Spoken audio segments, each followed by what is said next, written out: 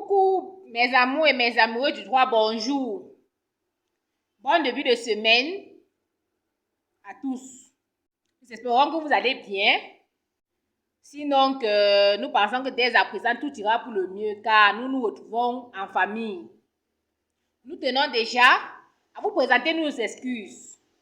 Tout simplement parce que la semaine dernière, nous n'avons pas pu travailler pour des raisons personnelles. Qu'à cela ne tienne, aujourd'hui, nous tenons à donner notre point de vue vis-à-vis de l'affaire concernant Karimo et une petite famille, un vieux papa âgé de 80 ans. Cette affaire porte principalement sur le loyer, le bail commercial, à usage commercial. Au regard de cette affaire, nous tenons à donner certaines précisions concernant les contrats de bail à usage commercial.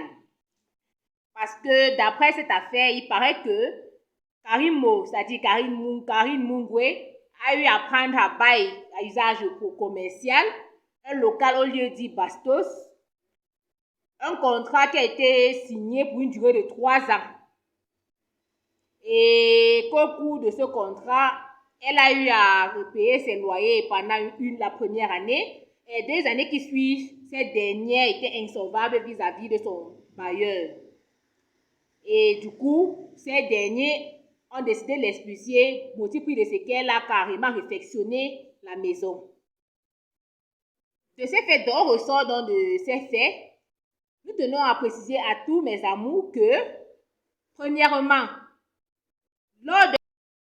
mes amours, notons tous que le contrat de bail à usage commercial est un contrat signé entre le preneur à bail, c'est-à-dire le locataire, et le propriétaire de l'immeuble, c'est-à-dire le bailleur. Et c'est un contrat au cours duquel les clauses sont établies entre les parties. Et les clauses émises entre les parties sont les seules clauses applicables durant le contrat, durant la convention entre les parties en fait. Donc aucune clause ne peut être exécutée lorsqu'elle n'a pas été émise au préalable dans le contrat. C'est alors que, il paraît que dans cette affaire, il a été prévu que Karimo pouvait rénover le local, l'immeuble. Elle pouvait bien rénover l'immeuble, mais sans toutefois réfectionner, sans détruire en fait. Il était prévu dans le stipulé dans le petit contrat qu'elle avait la latitude de rénover le contrat. Déjà que nous ne pouvons affirmer si cette affaire est vraie ou pas. Car cela ne tienne, nous pensons que s'il s'avère que Karimo ait eu à réfectionner, c'est-à-dire détruire le local et réfectionner de nouveau, sans le consentement des bailleurs, c'est-à-dire des propriétaires de l'immeuble, cette dernière aurait ainsi violé les clauses du contrat. Car ces clauses stipulaient qu'elle avait la possibilité de rénover l'immeuble, c'est-à-dire les peintures, modifier certains appareils à l'intérieur, remettre la peinture, arranger les fenêtres, les robinets et consorts, mais sans toutefois détruire l'immeuble avant de reconstruire. Donc le fait pour elle d'avoir détruit carrément l'immeuble avant de reconstruire est une violation aux clauses, c'est-à-dire violation au contrat, aux clauses émises entre les parties. Par ailleurs, il est à noter que concernant les contrats de bail à usage commercial, qu'il s'agit du contrat à durée déterminée ou indéterminée, le renouvellement à bail est obligatoire. Toutefois, le preneur devra, avant l'échéance du contrat, c'est-à-dire avant le terme du contrat, c'est-à-dire 3 mois avant, notifier son bailleur qu'il aimerait renouveler le bail. Et le bailleur, quant à lui, a un délai de 1 mois à compter de la notification pour réagir. Dépasser ces 1 mois, écouler ces 1 mois, si ce dernier ne réagit pas, là on parlera de la tacite reconduction. Le législateur camerounais, en fait l'OHADA, a prévu cette méthode de renouvellement à bail comme étant obligatoire dans le but de protéger le commerçant. Parce que par exemple, un boutiquier qui loue un local, ou encore Karimo dans le cas d'espèce, ayant fidélisé sa clientèle, lorsqu'elle se verra expulsée, elle perdra ainsi ses clients, dans cette mesure qu'en matière de droit commercial comparé au bail à usage d'habitation, le renouvellement à bail est obligatoire. Il faudrait juste que le preneur puisse notifier à son bailleur 3 mois avant l'écoulement du contrat, avant le délai d'expiration du contrat, qu'il aimerait renouveler le bail. Toutefois, lorsque le bailleur s'oppose, il réagit comme on disait tout tantôt, le bailleur a un délai. Dans l'hypothèse où le bailleur, c'est-à-dire le propriétaire de l'immeuble, venait à s'opposer au renouvellement à bail, ce dernier devra donc indemniser le preneur à bail, c'est-à-dire le locataire, pour lui permettre d'indemniser du préjudice qu'il aurait subi en s'opposant au renouvellement à bail. On parle donc de l'indemnité d'éviction. Mes amours, notez tous que lorsqu'il s'agit des bails à usage commercial, et dans l'hypothèse où le bailleur s'oppose au renouvellement à bail, il a l'obligation de vous indemniser. On parle d'indemnité d'éviction. Et lorsqu'il refuse de le faire, vous pourrez le poursuivre pour paiement de dommages et intérêts. Parce qu'il faut causer un préjudice criard en faisant partie et perdre votre clientèle. Mais lorsqu'on veut revenir au cas d'espèce de Karimo, cette dernière ne pourra en aucun cas bénéficier de ces dommages et intérêts concernant les 30 millions qu'elle aurait dépensés pour réfectionner la maison. Tout simplement parce que elle a réfectionné le local sans le consentement des bailleurs. Il était stipulé dans leur contrat qu'elle pouvait rénover la maison. Et non qu'elle devait réfectionner la maison, qu'elle devait détruire la maison. Rénover la maison, c'est-à-dire changer la peinture, la décoration, les appareils dans la maison. Comme généralement, il est stipulé dans les contrats que les grosses réparations incombent au bailleur. Le bailleur pourra demander donc à son preneur de procéder à ces réparations et les frais déboursés seront défalqués de la caution. Mais lorsque l'on réfectionne carrément la maison, c'est-à-dire on détruit complètement l'immeuble avant de reconstruire, cela n'apparaît nulle part dans le contrat. Donc, Karimo ne pourra demander la restitution de ces 30 millions qu'elle aurait eu à débourser, tout simplement parce qu'elle a fait sans le consentement des bailleurs. Par contre, elle pourra poursuivre ses bailleurs pour indemnité d'éviction, c'est-à-dire dommages et intérêts. Car ils sont en train de solliciter son expulsion, qu'elle dégage des lieux. Mes amours, notons tous que pour procéder, c'est-à-dire monter une procédure aux fins d'expulsion, il faudrait d'entrée de jeu procéder par une mise en demeure. Ça, c'est le préalable.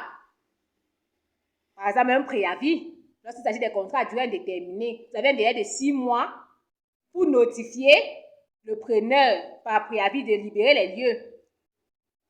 Procéder par une mise en demeure, le préavis, les sommations même, nous sommer de l'expulser les lieux dans un délai de 8 jours. Lorsqu'il refuse de s'exécuter, avant que vous pourrez donc engager la procédure d'expulsion. En l'absence de cette mise en demeure, de cette procédure préalable, la procédure d'expulsion sera déclarée irrecevable pour défaut de mise en demeure. Et dans le cas d'espèce, nous constatons tous ensemble que les bailleurs ont directement saisi le tribunal pour expulsion de la première condition est qu'elle, premièrement, pour saisir le tribunal aux fins d'expulsion, il faudrait d'entrée de jeu procéder par une mise en demeure. Donc, ce sont les moyens que Karimo pourra soulever au tribunal. Est-ce qu'elle a été mise en demeure de libérer les lieux dans un délai de 6 mois, comme le prévoit la loi, lorsqu'il s'agit des contrats à durée déterminée? Or, là, il s'agit d'un contrat à durée déterminée qui a été établi pour 3 ans, dans un délai de 3 mois, un préavis, mise en demeure, à savoir le préavis ou la sommation de libérer les lieux. On avait 3 mois pour le faire. Ou encore, il faudrait également que le contrat, c'est-à-dire le bail, l'immeuble, soit enregistré et déclaré aux impôts. Parce que c'est l'élément primordial pour saisir le tribunal. Qu'il s'agit du bailleur, c'est-à-dire du propriétaire de l'immeuble, ou encore du locataire, c'est-à-dire le preneur à bail. Pour qu'il puisse rester en justice pour expulsion, il faudrait d'abord que le local soit enregistré. Voilà en grande ligne ce que nous avons à partager avec vous aujourd'hui. nous aimerons tous apprendre. Notons tous que le contrat est une convention entre les parties et les clauses applicables dans un contrat sont celles qui ont été émises et régies entre les parties. L'application d'une clause en dehors du contrat est la violation de la convention, qui pourrait conduire à l'inexécution d'une obligation ou encore à la résiliation du contrat. Et notons tous que en matière de droit commercial, le renouvellement à bail est obligatoire. Et c'est fait, le preneur a l'obligation de solliciter le renouvellement à bail dans un délai de 3 mois avant le terme du contrat lorsqu'il s'agit des contrats à durée déterminée ou encore indéterminée. Bien plus, il a noté que le bailleur, quant à lui, a un délai d'1 mois pour réagir, pour répondre à ce. Le bailleur, quant à lui, donc, a un délai d'1 mois pour réagir.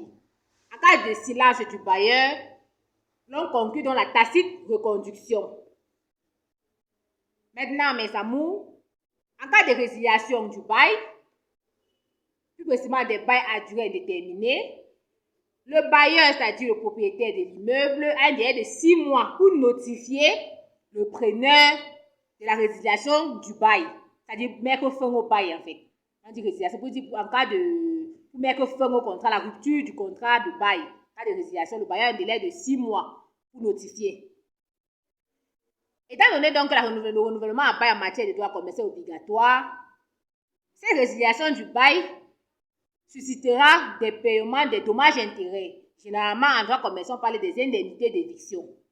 Donc, lorsque le bailleur t'expulse de son local, résilie le contrat de bail, que ce soit, il pourra t'indemniser. Dans la mesure où il refuse, s'oppose à ton indemnisation, tu pourras le poursuivre pour paiement des dommages et intérêts. Bien, en outre, notons tous que lorsque une clause a été dérogée, ou bien encore, on a appliqué une clause qui n'a pas été précisée dans le contrat, le bailleur pourra poursuivre ce dernier pour ses chefs d'œuvre. Par exemple, dans le cas d'espèces Carimo, il n'a jamais été prévu qu'elle réfectionne la maison, donc les bailleurs ont le droit de poursuivre cette dernière d'expulsion. Le tout est de respecter la procédure. C'est-à-dire, en cas de résiliation, il faudrait d'abord procéder par une mise en demeure, c'est-à-dire de respecter les délais de préavis, la sommation de libérer les lieux, de déclarer le local aux impôts. Et déclarer parfois, il faut déclarer le contrat et le local, l'immeuble aux impôts, payer les taxes. Là, on pourra donc poursuivre paisiblement. Donc, on dit enfin que dans cette affaire de Karimo et son bailleur, Karimo pourra t'indemniser. Dans la mesure où il refuse, s'oppose à ton indemnisation, tu pourras le poursuivre pour paiement des dommages et intérêts.